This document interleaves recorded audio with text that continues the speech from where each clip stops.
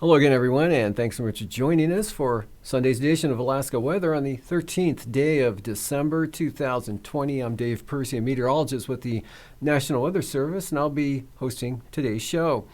Up first, hazardous weather graphic. We've got winter weather advisories out for the interior. Let me move ahead a little bit there. Due to the winds blowing anywhere from 40 to 60 miles an hour in gusts, with the higher gusts over the higher elevations. Indian today had a peak wind gust of 58 miles per hour, and over back toward Delta, about 40 miles an hour this afternoon. And also pretty windy conditions out toward, in other areas as well. But there is winter weather advisory out there for tonight through the interior into tomorrow, and also along the western Arctic coast. That's winter weather advisory for blowing snow with winds gusting to 45 miles an hour, and that's out for tonight. And that's also St. Lawrence Island, Bering Strait coast, same thing, winter weather advisory for blowing snow. Could pick up maybe 1 inch or less of new snow. Not much has fallen, it's mostly just the snow blowing around, it's already on the ground. With the 50 mile an hour wind gusts in the forecast there, and that'll continue to create visibilities down to about a half a mile or less. St. Lawrence Island, Bering Strait coast, western Arctic coast, and then the yellow shaded areas there over the interior as well. And then down to the eastern North Gulf coast. Let's see. Whoop, I went too far. I went back. I can't go back. Okay, well, there's a winter weather advisory out for the Yakutat area and the northern panhandle for freezing rain along with some snow. And up toward Haines and Skagway, up the Klondike Highway, mostly looking at 3 to 5 inches of snow possible with the freezing rain down toward Juneau. So winter weather advisory later tonight and tomorrow for those areas as that moisture slips on up. Now satellite image, you can see band of clouds there starting to bring precipitation across not Norton Sound.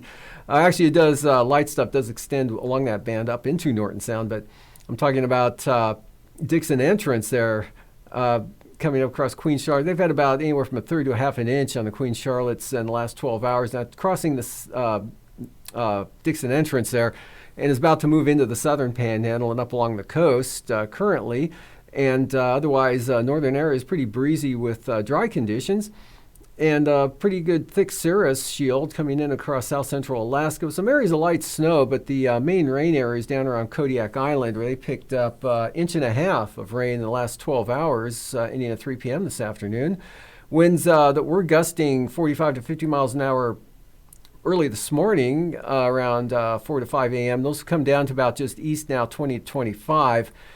And a lot less moisture. The Aleutian Range blocking much from getting into the Bristol Bay area there. And very light amounts over the southwest interior, anywhere from nothing at all to just 1 to 2 hundredths water equivalent. And so that wouldn't even translate into too much snow. But the winds, really the big story over the interior today. Otherwise, not bad out over the Bering Sea and the Pribilof. Some showers of rain and snow for the eastern Aleutians there to about Adak and Atka. Otherwise, not too bad, but you can see the cloud shield there starting to make the scene on the far right hand or left hand or the west side of the picture, southwest of Shemya. And that's the next system will be pushing slowly up into the area, but not particularly strong. And one more time there, we loop it through, still dry and chilly up over the northern interior of the state. And for the chart today, there's a low pressure there weakening as it pushes northward slowly in toward the Gulf of Alaska, with the front extending in and starting to increase the moisture there along the southern southeast coast. Not quite as it hasn't advanced that far north or east is what I've got drawn in there. Yet, but it will here this evening and overnight tonight. Otherwise, strong winds with a tight pressure gradient, 1,052 millibar high there up off the Arctic coast. And then the lower pressure in the Gulf of Alaska and also out over the Bering Sea. Those lows aren't particularly strong, but that really tightened the gradient up over the interior from the Copper River Basin, actually the northern panhandle, through the eastern interior. Some wind amounts I mentioned, or wind speeds. Delta Junction, 40-45 miles an hour today with, Indian, their west central interior, gusts 58 miles per hour, and Koyukuk over toward the Koyukuk River. They had gusts to 50 miles an hour, but Chatulik River at about 2,000 foot level, just under 2,000 feet, had a peak wind gust of 77 miles per hour. And otherwise, Unalakleet, 62 mile an hour wind gust today, and pretty breezy around the Juneau area as well. Not so much wind over southern Alaska, and some light precipitation getting into Bristol Bay, but nothing heavy. The heavier rain or the heavier precipitation back toward Kodiak Island and the eastern slopes of the Aleutian Range. And for tonight, that front really weakens, as well as the low center as it continues to drift northward into the southern Gulf of Alaska, and just drawing it in as a trough now, but that'll bring warmer air and more moisture northward, and again starting out as snow from Juneau on up northward as it goes, and it'll change into rain mixed with snow, some freezing rain thrown in to just rain as you head farther south into the west. And winter weather advisories continue through tonight, as I mentioned, for the good portion of the central eastern interior areas, western Arctic coast, as well as St. Lawrence Island and the Bering Strait coast. A little bit of chance of snow, light snow for the St. Lawrence Islands. I mentioned nothing more than 1 to 2 inches, closer to an inch, with winds slowly diminishing but staying up enough to create some lower visibilities and blowing snow.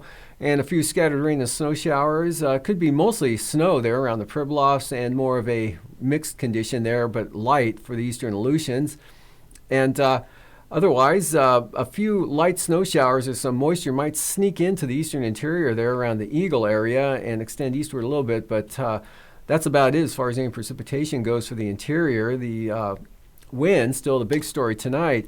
And then tomorrow, you can see the gradient kind of retreats northward there, so winds will be diminishing over the western interior, say south of the Seward Peninsula to, or say from a line from Nome to Eagle, or into, say, Northway.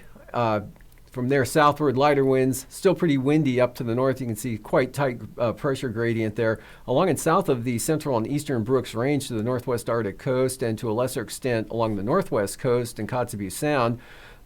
Should see a little bit of an increase in the breeze there for the Arctic coast, but nothing too bad. And continued warming trend there for the Panhandle with rain and snow, but that front really washing out, getting hung up along the coast in the form of a trough, as well as the North Gulf Coast. Showers Kodiak Island. Next system poised to move in late in the day and tomorrow night for the western Aleutians. Stronger system south west of the Panhandle moves right up to the northeast there toward Prince of Wales Island coast for another round of possibly gale force winds, rain, or rain and snow mix, spreading up into the central areas. Could stay mostly clear and dry for the northern areas, north of Juneau to Haines and Skagway, North Gulf Coast. Interior still basically dry, but less wind, still breezy though for the western Arctic coast, and chance of light snow on the western coastal areas. And a weak system brings some moisture into the eastern Aleutians. And lows tonight, Brooks Range, coldest areas there into the North Slope, anywhere from 20 to 25 below, shade below zero for the Arctic coast, and either side of zero there in the central interior to upper teens to Sitna Valley, mid-30s along the southern Kenai Peninsula, southern Panhandle, Kodiak Island. Highs through tomorrow, milder in the interior there, above zero, anywhere from 5 to 10 above, but staying below zero, Northway Toke on up toward Eagle, Chicken, as well as the Brooks Range North Slope, eastern Arctic coast, and near 40 for the highs, Kodiak Island, mid-40s for portions of the Panhandle, upper 20s, northern Lynn Canal, 30s out west. Lows the following morning, Tuesday morning, looking like this, 0 to 10 below, maybe as low as 13 below Northway Toke, and near zero in the central interior, and 5 to 15 below North Slope Arctic coast. Anywhere from 15 to 30 above there for southern Alaska, and a good chunk of the Panhandle staying above freezing, and near lower to mid-30s for the Aleutians, and highs on Tuesday look like that. And now, aviation weather around Alaska. Moving on to flying weather, VFR, Arctic coast into the Arctic Ocean there, so looking really good up to the north across the North Slope and the Brooks Range. South of the Brooks Range there along the upper Yukon River in the Flats area down to about the White Mountains there north of Fairbanks, marginal VFR areas of, and also along the eastern Alaska Range, and then VFR Central Copper River Basin running into some marginal VFR over the southern Copper River Basin, the Coast Range, IFR, Prince William Sound, south coast of the Kenai Peninsula, and along or just south of Kachemak Bay on into Kamishak Bay, Bristol Bay in the southwest interior, and southern Kuskokwim Valley, IFR, and IFR also along the southwest coast, in between St. Matthew and St. Lawrence, or St. Matthew and the Pribilof Islands. Some IFR north side of St. Lawrence Island, not too bad out over the Aleutians, marginal VFR with some VFR, ADAC and ATCA, and some IFR for the north side of Unalaska Island, and IFR with that weakening front stretching into the central Panhandle and over the southern areas. And then for Monday afternoon, that lifts northward, so we've got IFR, Lynn Canal Glacier Bay, and then down the east side of the southeast coast with marginal VFR to the west. And we've got marginal VFR in over southern Alaska with areas of IFR, especially from about Valdez to Cordova, Yakutat into the Coast Range. And looks like portions of Cook Inlet on up into the central western Susitna Valley. IFR pretty well entrenched over Bristol Bay, northward into the southern Kuskokwim Valley. And from Togiak Bay up around Nunivak Island into the Yukon Delta coastal areas and northward up there to Nome across western Norton Sound. Marginal VFR, a big chunk of the Bering Sea and the areas from Atka to, call it King Cove, False Pass area, definitely False Pass, maybe to Cold Bay. And then IFR, that next system, pushing in towards ADAC. And for Tuesday morning, IFR out over the southwest Bering and the western central Aleutians. Also IFR for the Fox Islands, Alaska Peninsula, Bristol Bay, up the southwest coast, including Nunivak, St. Lawrence Island, marginal for the Pribilofs, and IFR up to the Bering Strait. And Nome right on the edge. Northern Seward Peninsula, VFR, Selawik Valley, maybe the western Kobuk Valley, marginal down along the lower Yukon River Valley area. So most of the Kuskokwim Valley, marginal VFR with McGrath Nikolai kind of on the edge. And then areas south and east of the Alaska Range will be marginal to IFR with the lowest conditions, northern Cook Inlet, Knik, Turnagain Arms across Prince William Sound, southern Copper River Basin, but VFR for the Panhandle. And Tuesday afternoon, some marginal VFR there for the southwest part of the Panhandle, always good VFR. IFR possible there, western Copper River Basin into the Matanuska Valley, maybe eastern Susitna Valley, and then some more up there along the Yukon River. But eastern interior on up to the Arctic coast, good VFR. IFR southwest interior from Iliamna Lake and the Yukon-Kuskokwim Delta areas right into the Pribilofs and the central Bering Sea with VFR back in the scene there for Shimiatu, Kiska, Amchitka, and Adak. Passes, Anatuvik, VFR tomorrow for Adigan. Same forecast, VFR. Lake Clark and Merrill, call it marginal VFR, and there's a possibility some IFR on both eastern approaches. Rainy also marginal with possibility some IFR eastern entrance. Windy, VFR, marginal VFR, mostly southern entrance, and same forecast for Isabel, marginal VFR possible on the southern approach, otherwise VFR, and also for Mentasta as well. And for Tanita, VFR, trending toward IFR, just a deterioration in conditions throughout the day tomorrow. Best way to look at that. And Portage is going to be kind of one of those IFR to marginally IFR kind of days. Chilkoot and White, though, definitely IFR. Freezing levels, 2,000 feet along and off the southeast coast, 4,000 feet southern Queen Charlotte's at the surface, hugging the coastline, and then kind of meandering across the north-central Bering Sea. And icing, weakening front, so leave the considerable moderate off, just some isolated moderate, hopefully by tomorrow afternoon anyway, for the southeast coast, North Gulf Coast, and even lesser threats out to the west. And then that system swinging a band up across the Aleutians during the day. Looking at jet stream, we've got, let's just jump to 9,000 feet here.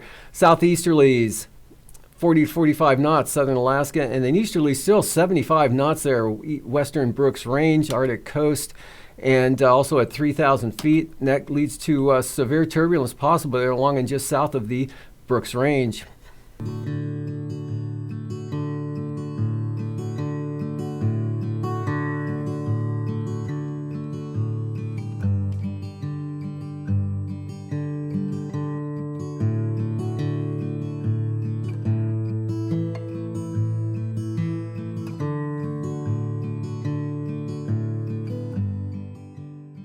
So that Galena flood back in 2013 was at the intersection of weather and climate. Rick, I often get questions about the difference between weather and climate. How do you distinguish between the two? Well, that's a really good question, John. One of the analogies that I like to use, the wardrobe analogy. So in my closet, in my dresser, I've got clothes appropriate for 90-degree weather and 50 below weather. That's the climate part of my wardrobe. But what I'm going to put on today, am I going to wear my Hawaiian shirt because it's going to be a hot July day, or am I going to wear my bunny boots because it's going to be 50 below? That's the weather part of my wardrobe. You know, there's another interesting analogy. I've heard it said that climate is like your personality, whereas weather is like the mood you're in today. It's like that old John Denver song. Some days are diamonds and some days are stones. That's how weather works. Of course, it's really a continuous range. Just as the Galena ice jam flooding was the result of a weather event, that ice jam, up against that cold spring, a climate event. So too with less impactful events. For instance, a daily record high temperature is a weather event, one day's high. But we put that in a climate context, say comparing to a century or more of individual temperatures on a given date. So these extreme events like record high temperatures also happen on the seasonal time scale. Just in the last few years, we've had what was called a marine heat wave in the waters south of Alaska, the Gulf of Alaska and the Bering Sea. But the water temperatures in that area set new records in 2015 and 2016. And most Alaskans are acutely aware that big wildfire seasons are becoming more and more common, most recently in 2015, and the frequency of million-acre seasons has doubled since the early 1990s. Just this past winter, we had another event in the Bering Sea. The ice extent in the Bering was lower than it had ever been in the last 150 years. That's about as far back as the good records go. There'd never been another year like this one in the Bering with so little sea ice. That had major impacts on the communities along the west coast and the northwest coast. So, John, what have you been hearing from folks around town about these kind of climate extremes? I've heard from a number of people who've been here a long time that winters just aren't what they used to be. The average temperatures are higher than they were back in the 1960s and 1970s, and we just don't get the extreme cold days, the days down in the minus 50s or even the minus 60s that we used to experience in Fairbanks back in the 1960s, 1970s, and even into the 1980s. Well, and it's not just winter either. 2016 and 2017, the summers brought unusually muggy, humid weather to Fairbanks. We're not used to thinking of that in interior Alaska, but record high humidities during the summer months. As in the winter, we've had a significant increase in freezing rain events, since about 2000. So much so that DOT has changed their road treatment strategy, and now we have the school district building in winter rain days into the calendar. And of course, we all need good weather forecasts for these high impact weather events. We know, though, that weather forecasts are sometimes wrong just 3 or 4 days in advance. So if these weather forecasts and the models they're based on can't pick up events like freezing rain 3 or 4 days ahead, how can we believe what they say about climate for the future? Well, that's a really good question, John. And I think the important thing to remember is that parts of the system are predictable. So climate models can't give you weather for particular days or even for particular months or years. They actually predict averages. These are averages over periods of a decade or two, or even averages over periods of several years. So they don't give us the month-to-month information that we might want. What are they telling us about the future, though? Well, these climate models are telling us on the decades-long time frames that warmer winters are going to become more common. We're going to have more frequent, very low sea ice years with late freeze up and early meltout. And the same will be true on Alaskan rivers. We'll have more frequent seasons when freeze up is late and break up is early. One of the other common threads in these climate model predictions is that heavy rain events and heavy snow events will become more common in the future. That's actually a prediction that the models make for mid-latitudes as well as for high latitudes in areas like Alaska. So we can expect the heavy downpours to become heavier and the heavy winter snows to become heavier than we've been used to. They're also predicting more frequent freezing rain events, getting back to what you talked about earlier. These events that might have happened just once every year or two in the past could actually end up happening several times in a winter in the future, according to the climate models. And it is important to remember that even in a warming world, there are still going to be seasons and years that are colder than the average, but these cold seasons will become less and less common. So, John, maybe I don't need to have those bunny boots in my closet anymore? Well, at least you won't need to wear them as often as you did in the past.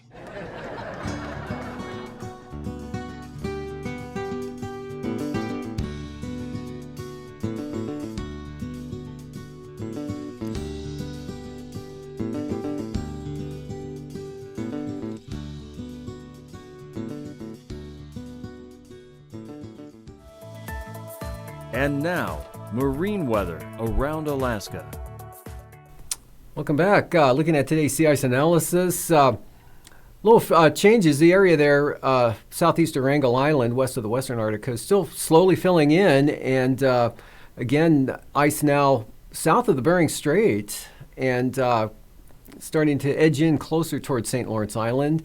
And probably will continue to do so over the next few days. Coastal water forecast. Over the southern central inside waters, look for southeasterlies at 25 knots for small craft advisories, but in the case of Stevens Passage, gale force gusts to 35 knots. Lynn Canal, Glacier Bay, northerlies 20 knots, 4-foot seas. Central and south coast, we're looking at southeast winds of small craft advisory level speeds of 25 to 30 knots, seas up to 18 feet, and also 25 to 30 knot winds from the south-southwest on the north coast with 18-foot seas. And for Tuesday, northern winds increase there for Lynn Canal, north 30 knots, 6-foot seas, north 25, Stevens Passage, southeast 30 for Clarence Strait with 6-foot seas. We've got gales there along the coast of Prince of Wales Island, southwest 35 knots, 22-foot seas. Small craft advisories on the central coast, east-northeast at 25 to 30 knots, seas under 20 feet. And for the extreme north coast there, northwest 15, seas under 15 feet. Cook Inlet, small craft advisories, northeast winds 25 to 30 knots, 6 to 11-foot seas. Gale warnings, Kamishak Bay, southeast 35, 11-foot seas.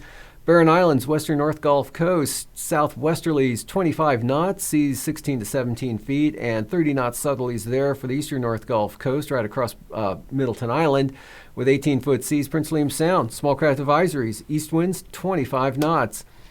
For a Tuesday, those drop off back down to light with slight seas northwest at 10.